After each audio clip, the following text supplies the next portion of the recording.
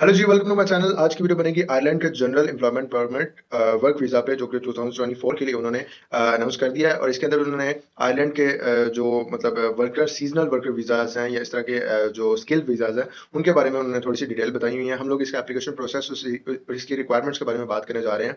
और इसके अंदर जो है ना वो डिफरेंट फील्ड्स पे जो है ना वो आपको जॉब्स दी जाएंगी। उसके अंदर इसको जीईपी वर्क वीजा कहा जाता है। जीईपी का मतलब है जनरल एम्प्लॉयमेंट परमिट, ठीक है। तो ये परमिट आपको दिया जाता है ताकि आप लोग जनरली वहाँ पे एम्प्लॉयमेंट के लिए अप्लाई कर सकें, और वहाँ पे जैसे ही आपको जॉब मिलती है तो आपको ये वीजा जो है ना वो दिया जाता है। और आयरलैंड को मैं क्यों प्रेफर करता हूँ हमेशा, और मुझे क्यों पसंद है, क्योंकि यूके में जो लोग नहीं जा पाते, क्योंकि यूके की रिक्वायरमेंट्स बहुत ज्यादा हो चुकी हैं। और वहाँ का जो इन्वायरमेंट है वो भी इतना ठीक नहीं रहा है जितना मतलब दूसरे कंट्रीज का है, जहाँ पे आपको बड़ा बड़ा इजीली हर चीज मिल जाती है। लेकिन यूके में बहुत बहुत हार्ड हो गई हैं चीजें। आपका सर्वाइव करना, आपका वहाँ पे जॉब करना, आपका स्टडी के साथ जॉब करना, ये बहुत मुश्किल हो गया। मैंने एक सीरीज भी स्टार्ट की थी, आओ यूके चलें।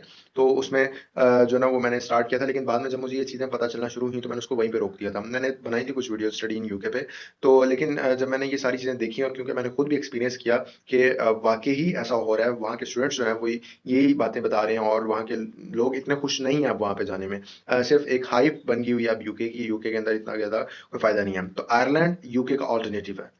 सारा कुछ तकरीबन, वहाँ की लैंग्वेज, वहाँ के वैसे तो आयरिश लैंग्वेज बोली जाती है वहाँ पे, लेकिन जो इंग्लिश है वो तकरीबन 90-80% जो ना लोग वो बोलते हैं वहाँ पे इंग्लिश। और सारा का सारा जो वहाँ का कल्चर है वो यूके से मिलता जुलता है। जो लोगों का डेली वेजेस हैं, और जो जितना भी मतलब प्रोसेस है वो सारा यूके से मिलता जुलता है। लेकिन यूके में क्योंकि यूरोपियन लॉज अप्लाई नहीं होते, यूरोप से बाहर आ गया हुआ है, आयरलैंड यूरोप का ही पार्ट है, तो वहाँ पे यूरो ही चलता है करेंसी के तौर पे। तो ये सारी चीजें मैंने जो है ना वो आपको इससे पहले बता दी हैं। तो आयरलैंड जो है वो यूके का ऑल्टरनेटिव है। अगर आप यहाँ पे जाएंगे तो आपको यूके वाली वाइब्स ही आएंगी। तकरीबन सारा यूके ही है, यूके का दूसरा जो है ना वो कह लें कि एक दूसरी फॉर्म जो है ना वो आयरलैंड है। अच्छा जी, अब इस वीजा के बारे में बात करें। जीईपी जनरल एम्प्लॉयमेंट परमिट जो है ये कैसे मिलता है और किस तरीके से आप लोग इस पर अप्लाई करेंगे, वो सारी की सारी चीजें देखेंगे।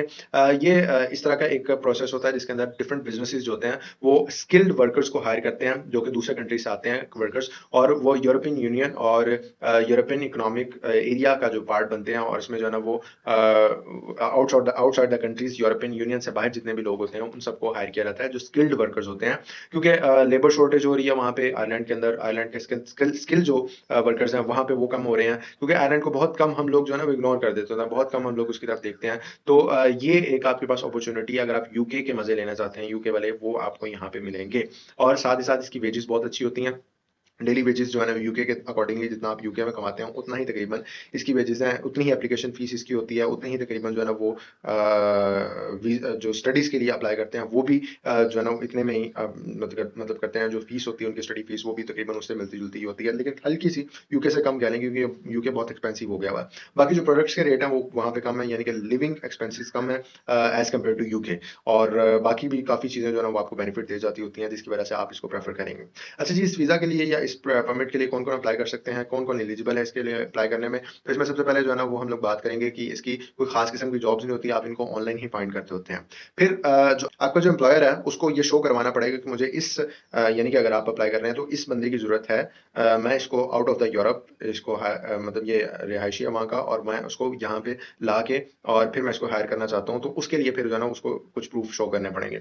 उसके बाद जो है ना आपकी सैलरी अच्छी होनी चाहिए वहाँ पे, तब आपको ये परमिट दिया जाएगा। और सैलरी कितनी होनी होनी चाहिए? 30,000 यूरोज जो है वो पर ईयर वहाँ पे, क्योंकि यूरो चलता है वहाँ पे। तो 30,000 यूरोज जो है ना वो पर ईयर आपकी सैलरी होनी चाहिए कम से कम, जो कि आपको इस परमिट के लिए एलिजिबल करती है। और ये मैं आपको बताया कि डेली वेजेस के अकॉर्डिंग अगर देखें तो ये कोई इतनी बहुत बड़ी अमाउंट नहीं है। अगर वहाँ पे आप लोग उनके डेली वेजेस के अकॉर्डिंग देखें, जो स्किल्ड वर्कर की वेजेस हैं वो इतनी होती हैं कि उनको 30,000 पर ईयर कमाना उनके लिए मुश्किल नहीं होता है, ठीक है। अच्छा, अब इसके लिए आप बात करें तो स्किल एक्सपीरियंस जॉब होती है, आपने स्किल के अकॉर्डिंग इस पे अप्लाई करना होता है। एम्प्लॉयर जो होता है उसका बिजनेस जो है वो आयरलैंड के अंदर रजिस्टर हुआ होना चाहिए। ये ना हो कि उसकी कंपनी किसी और जगह की और वो आयरलैंड में बैठा आपको हायर कर रहा हो, ऐसा नहीं होना चाहिए।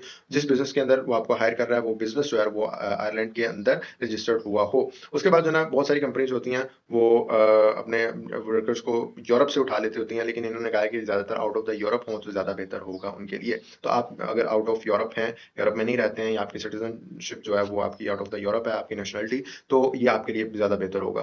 तो एप्लीकेशन प्रोसेस जो है उसका ये है कि आपने कुछ डॉक्यूमेंट्स अपने इकट्ठे करने हैं, जिसके अंदर आपका पासपोर्ट, आपका जॉब ऑफर या ऑफर लेटर जो होता है, और आपकी स्किल का प्रूफ, क्योंकि स्किल्ड वर्कर के लिए होगा। तो फॉर एग्जांपल मैं अगर आईटी में अप्लाई करके मैं आईटी की स्किल के बेस पे अप्लाई करता हूँ, तो मेरे पास एक डिप्लोमा या कोई भी डिग्री होनी चाहिए जो कि मुझे शो करेगा कि मैं इसके अंदर एलिजिबल हूँ, मेरी ये स्किल है, मेरी स्किल को कोई ना कोई डॉक्यूमेंट प्रूव कर रहा होगा। उसके बाद आपने अपने जो है ना वो एम्प्लॉयर से जो एक लेबर मार्क नीड टेस्ट होता है उसकी रिपोर्ट हासिल करनी है। ये लेबर्स के लिए ज़्यादातर होता है, जो स्किल लेबर होती है उसके लिए बात कर रहा हूँ, तो वो कोशिश करनी है कि वो आपको मिल जाए, तो वो एक आपके लिए एडिशनल डॉक्यूमेंट होगा। आपने अप्लाई करना है, मैंने एक लिंक नीचे डिस्क्रिप्शन में दिया हुआ है, EPOS सिस्टम है, इसके ऊपर आपने अप्लाई करना है, और इसका लिंक मैंने यहाँ पे आपको शो भी कर दिया। इसका जो है डिस्क्रिप्शन में लिंक है, उस पर आपने क्लिक कर देना है, तो वो आपको जो है ना एप्लीकेशन प्रोसेस पे ले जाएगा। वहाँ पे आपने सारी अपनी चीज़ें फिल कर देनी है, कुछ मंथ्स का वेट होगा, उसके बाद जो है ना वो आप लोगों ने आपको ये वीज़ा दे दिया जाएगा। रजिस्टर जो कि किया रहता है, उसके बाद जो आपके रजिस्ट्रेशन की ऑफिशियल अनाउंसमेंट होती है वो तकरीबन 30 दिनों के अंदर हो जाती है, और आपको ये वीज़ा कुछ महीनों के अंदर दे दिया जाता है। थोड़ा सा एप्लीकेशन प्रोसेस लेंथी है हल्का सा, लेकिन आपको कोई ना कोई रिस्पॉन्स लाजमी मिलेगा। आपने इस पे इस तरह से अप्लाई करना है। अच्छा, इससे पहले आपको कोई जॉब भी फाइंड करनी है, एम्प्लॉयर फाइंड करना है, तो उसके लिए मैंने आयरलैंड की जॉब्स के लिए मैंने लिंक डिस्क्रिप्शन में काफ़ी ज़्यादा दिए हैं, जहाँ-जहाँ से आप लोग जॉब हासिल कर सकते हैं। आयरलैंड की स्किल्ड जॉब्स होती हैं, वो आप लोग वहाँ से हासिल कर सकते हैं। पहले आपने उसमें जॉब हासिल करनी है, फिर उसके बाद आपने ये जो लिंक मैंने EPOS का बताया, यहाँ पे जाके आपने इस पे अप्लाई करना है, और फिर जो है ना वो आपको ये वीज़ा का सारा प्रोसेस करवाने के बाद आपको ये इशू किया जाएगा।